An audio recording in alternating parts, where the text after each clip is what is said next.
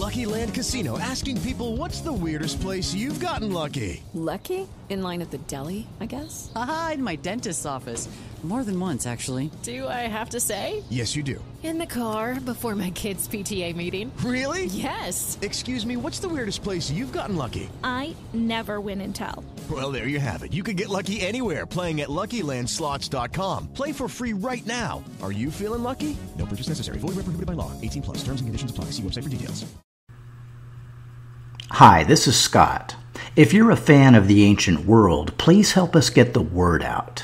Like us on Facebook, follow us on Twitter, and rate the series on iTunes. Thanks again for listening.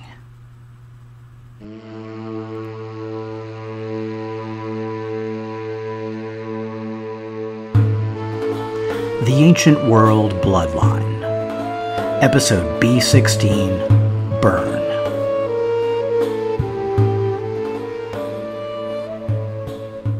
In all his years of service, he'd never seen anything quite like it. Roman legionaries standing paralyzed before a swirling mass of religious fanatics on a beach bathed in flickering torchlight. In particular, it was the circle of black-clad druids chanting to the heavens that seemed to rob his men of their will to fight. It was the kind of moment that seemed to last forever. But in truth, it was only seconds before the slaughter began.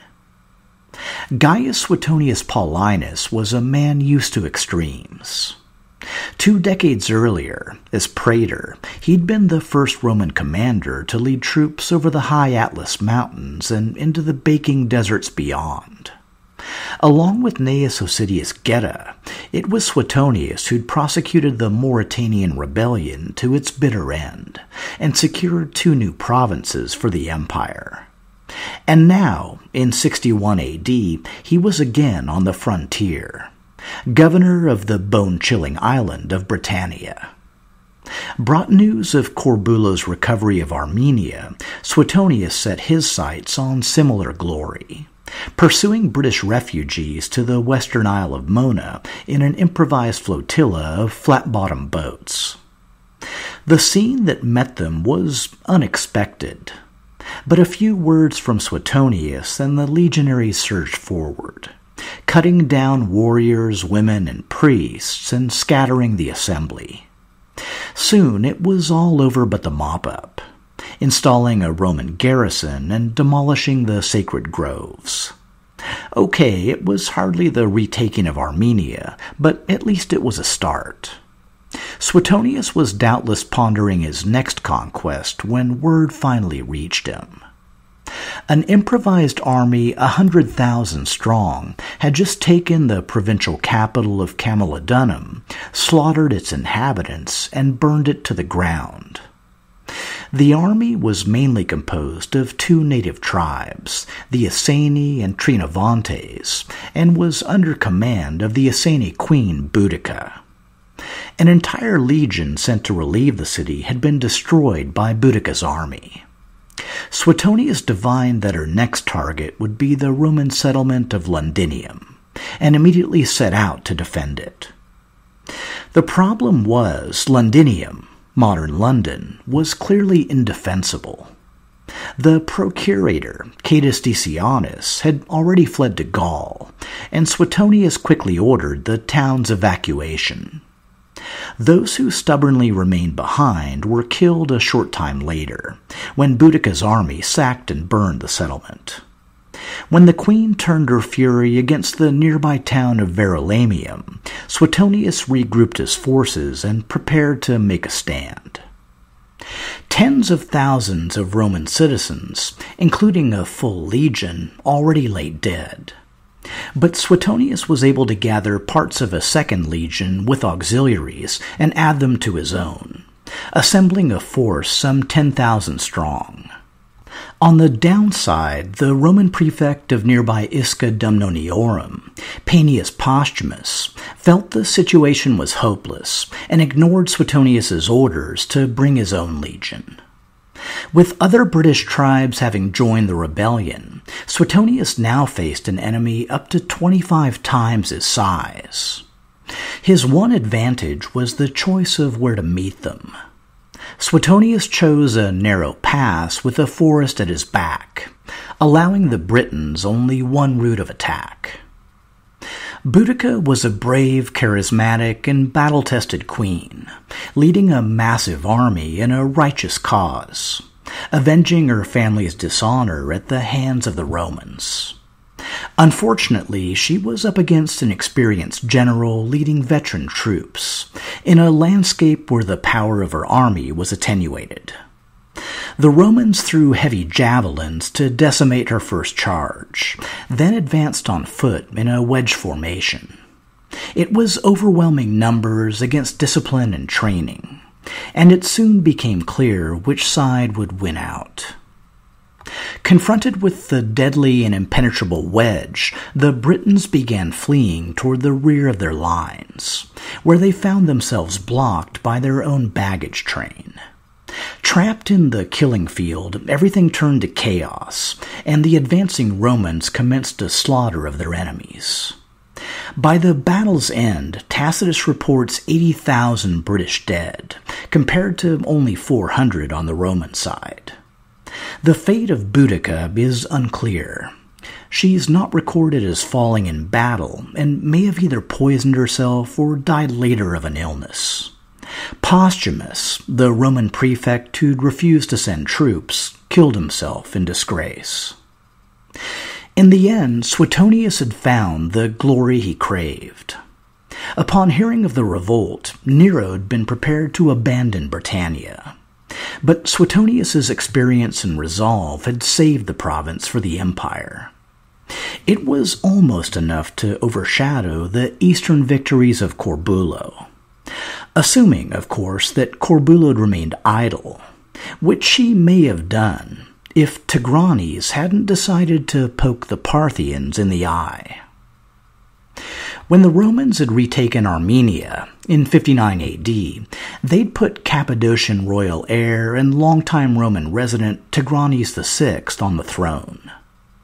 The Parthian king of kings Vologases was clearly unhappy with the situation, but he'd been too busy putting down rebellions to stop it, and now knew that trying to dislodge Tigranes would mean a full-scale war with Rome. For the moment, he decided on a wait-and-see approach.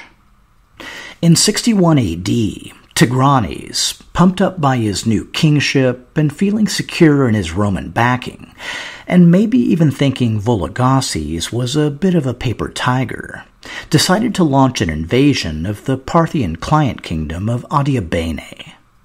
Because it'll make me look decisive, and it's just a little province, and Corbulo, you've got my back, right? Now, as it happened, Adiabene was a pretty interesting place.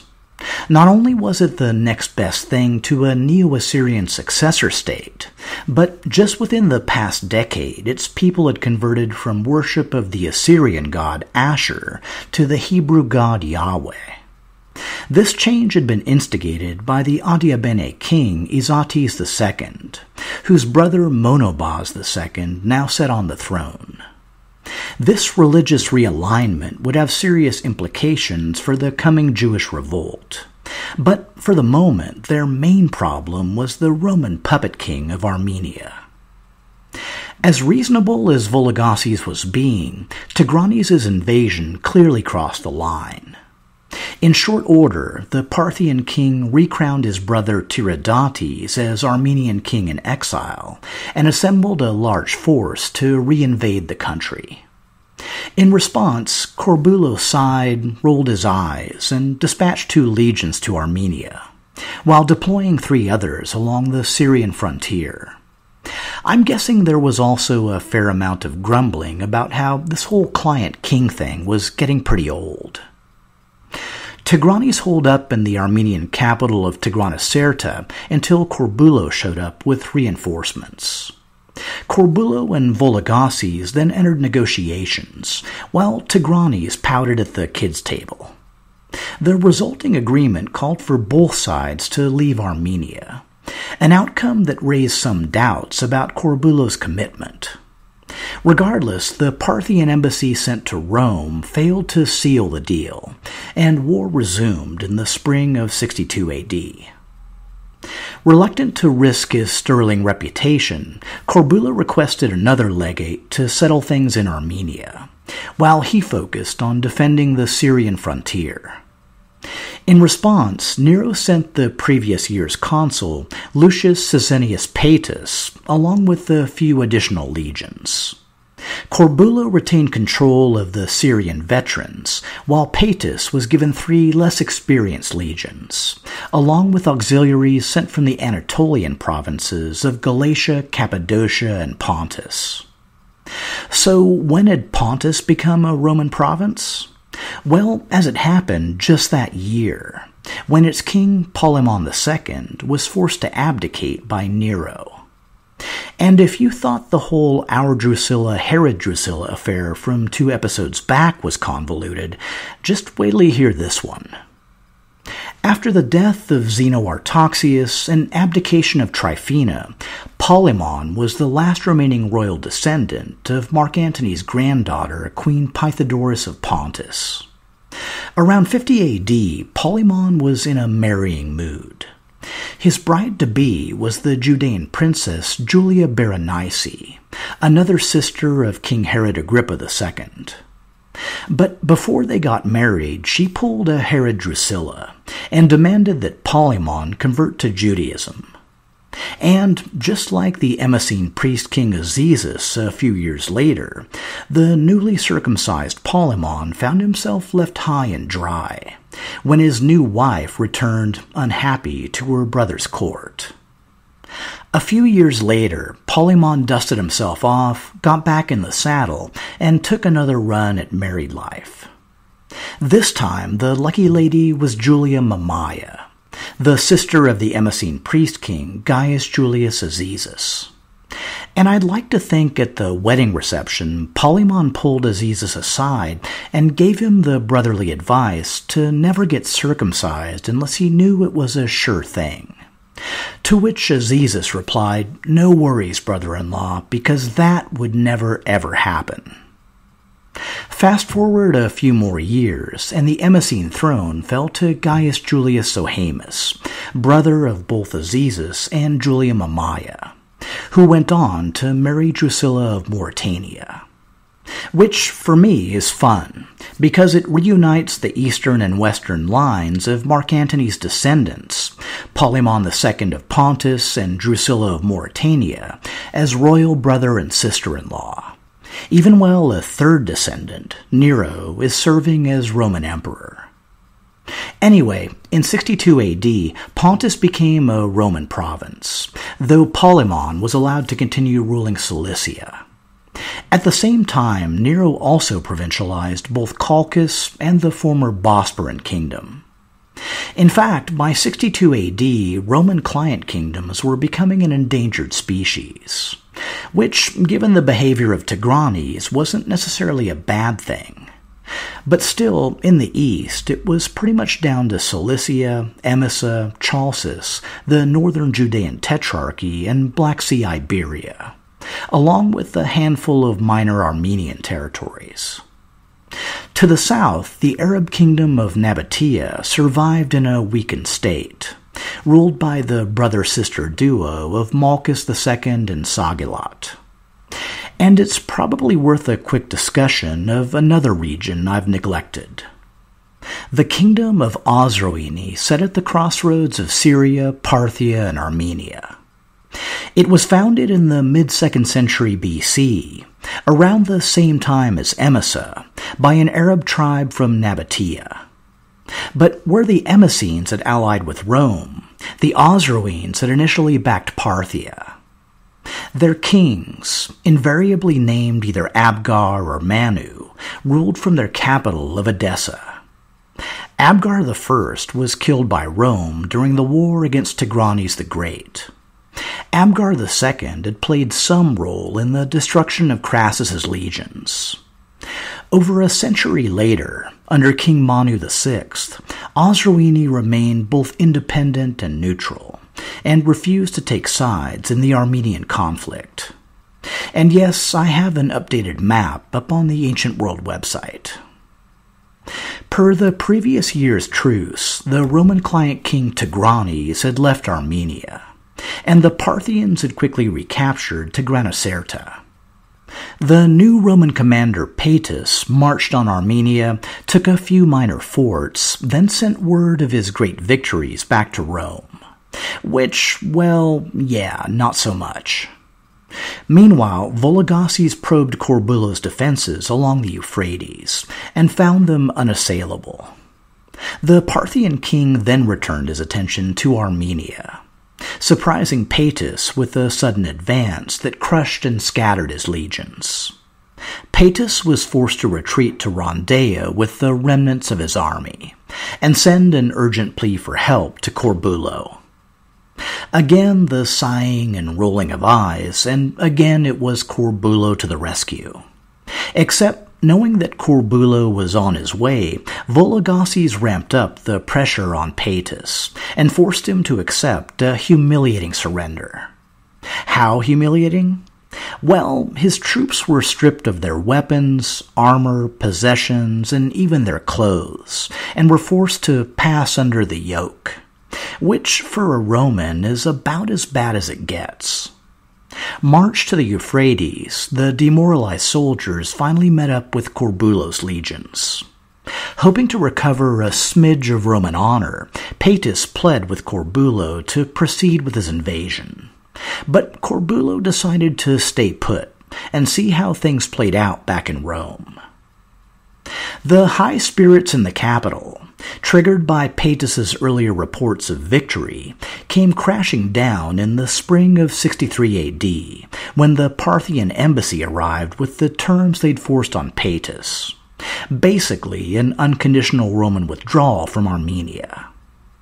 Nero and the Senate decided to resume the war instead, recalling the disgraced Paetus and putting additional powers and forces in the hands of Corbulo. Foremost among these was the Eastern Imperium, not granted since the fall of Germanicus. Corbulo used his new status to assemble 4 legions, along with auxiliaries from the Anatolian provinces and local client kingdoms. Marching this huge force across the Euphrates, Corbulo was met by envoys from the Parthian king Vologases and his younger brother and erstwhile Armenian king Tiridates.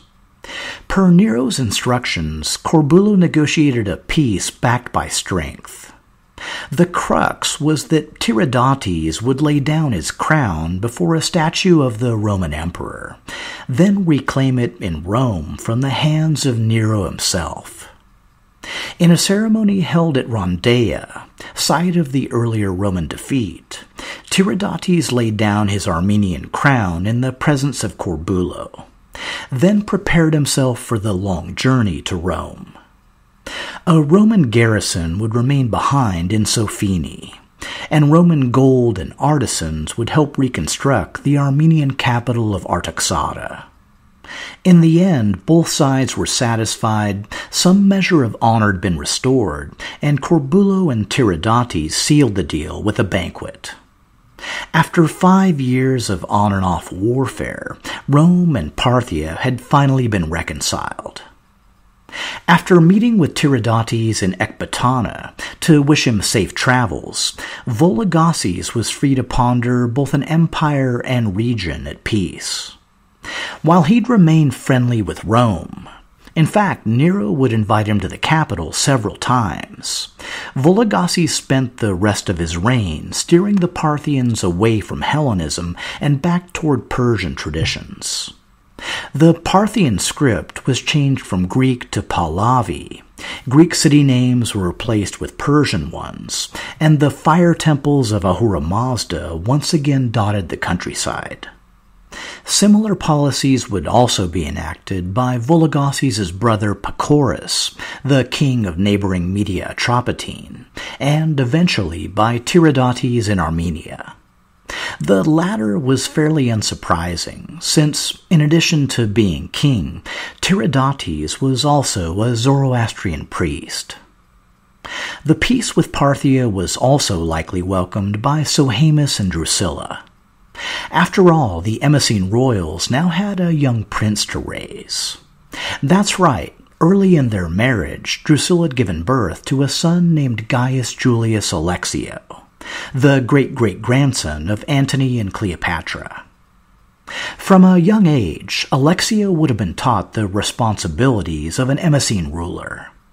Along with providing security, prosperity, and unflinching loyalty to Rome, Sohaemus also had one additional role: high priest of the Emessene sun god Elagabal. Dressed in the Parthian style, a long purple tunic embroidered with gold and purple trousers, and a jeweled diadem on his head, Sohaemus would rise each day to greet the dawn and invoke the sun god's blessing. And though his precise role was unique, he was hardly alone. For Greeks as far back as the late Bronze Age, it was Helios crossing the sky in his chariot. The Colossus of Rhodes, one of the 7 wonders of the ancient world, was created in the sun god's image. For the Babylonians, it was Shamash, who Gilgamesh had prayed to each day and had given him dreams and victory in battle. For the Persians, it was Mithras, from the old Aryan Mitra, who feasted with Sol the sun god on the hide of a slaughtered bull. In the 1st century A.D., all these deities were still going strong. Caligula had styled himself as Neos Helios, the new sun, and Selene's brother Helios had been named in the sun god's honor.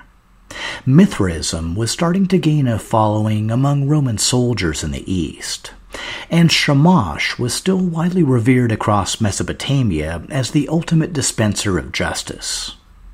The cult of Elagabal thrived alongside all these traditions, and adopted their mysteries into its own. Each spring, Sohaemus officiated over the ancient Babylonian Akitu festival, a 2-week series of rituals and prayers to celebrate the harvest. And, though direct evidence is lacking, the Emessene priest-king may have also presided over an even more significant ritual: the seasonal procession of the giant black stone between the cult centers of Emesa and Heliopolis. As time passed and all remained quiet, Drusilla may have begun to hope she was experiencing the new normal. Of course, it was only the calm before a series of storms, the first of which broke in the summer of 64 A.D. Word reached the Emessene court that Rome had burned to the ground. The Great Fire of Rome began in shops near the Circus Maximus, but was whipped up by evening winds and soon spread out of control. The southern part of the city, a warren of winding streets and closely packed hovels, was quickly consumed. Then the fire began to mount the slopes of the Celian and Aventine hills. Residents fled in terror, and looters took advantage as the flames spread unimpeded across the city.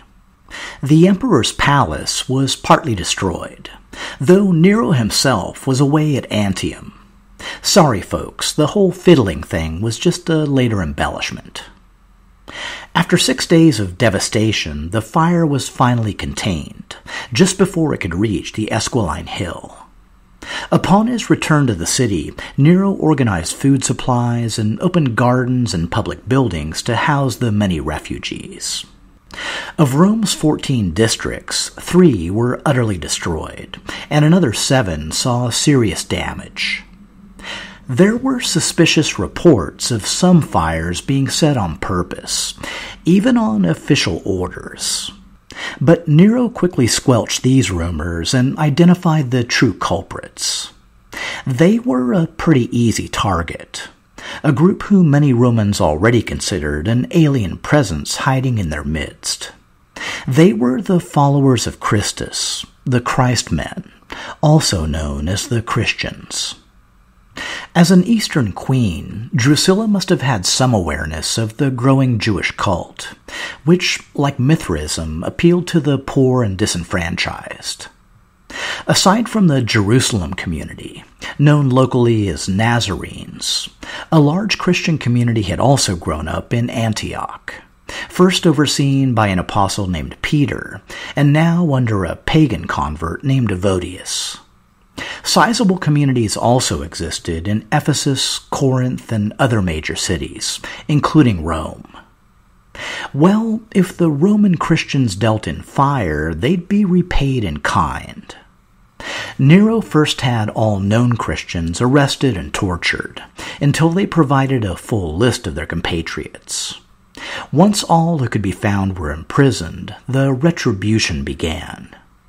According to Tacitus, the Christians were covered with wild beast skins and torn to death by dogs, or they were fastened on crosses and, when daylight failed, were burned to serve as lamps by night. Nero offered his own royal garden for the spectacle, and gave a similar exhibition in the Circus Maximus. Unfortunately for the emperor, instead of quenching the Roman thirst for vengeance, his cruelty only created sympathy for his victims. The most notable figures executed in the purge were two Christian leaders named Peter and Paul. Peter had come to Rome years earlier from Antioch, and was leader of the local Christian community. Paul had been transferred from Judea to Rome to face trial around 60 A.D., though he was allowed to preach while waiting on his trial date. After the Great Fire, Paul was beheaded by Nero, which, I've got to say, for a Christian under Nero, was pretty light treatment. Peter, by contrast, suffered an indescribably painful death. Believing himself unworthy to suffer the same fate as his master, Peter asked to be crucified upside down. Drusilla likely learned that Evodius, Peter's successor in nearby Antioch, was also to be executed on Nero's orders. And, as I'll cover next episode, James the Just, the brother of Jesus, had been stoned to death in Jerusalem years before. It was pretty clear that the early Christian church was under attack on all fronts. Ironically, it was the coming tragedy in Judea that would resurrect the movement and set it on its path to eventual Roman conquest.